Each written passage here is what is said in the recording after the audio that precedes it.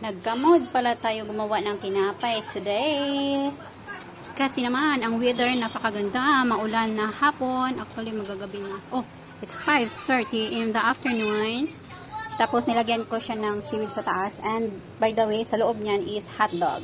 Ganito siya na hotdog. Ganito siya na hotdog. And for the second batch is this one. Para siyang pandesal. So hot! It's a sweet pandesal. Sweet naman talagang pandesal. I don't know. Can like this.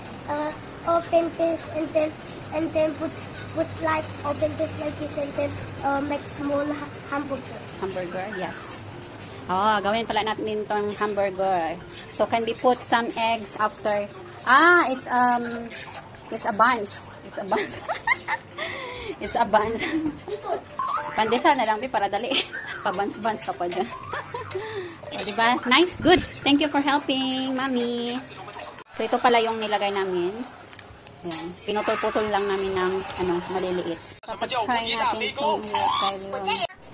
Ito yung ginawa ni liwami. Maliit. Yung natira na na dough.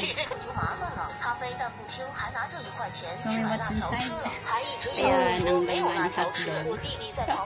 See kung gaano siya kalambot.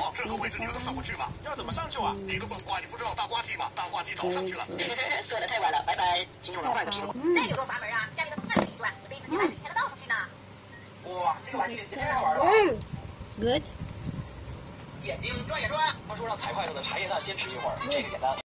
Pandesal or pan? Yan na lang natira yung pan. May pangkape na tayo bukas. Diba? Ito lang sapat na. Tapos sausaw sa kape or cappuccino. Meron tayong dalawang klase ng cappuccino.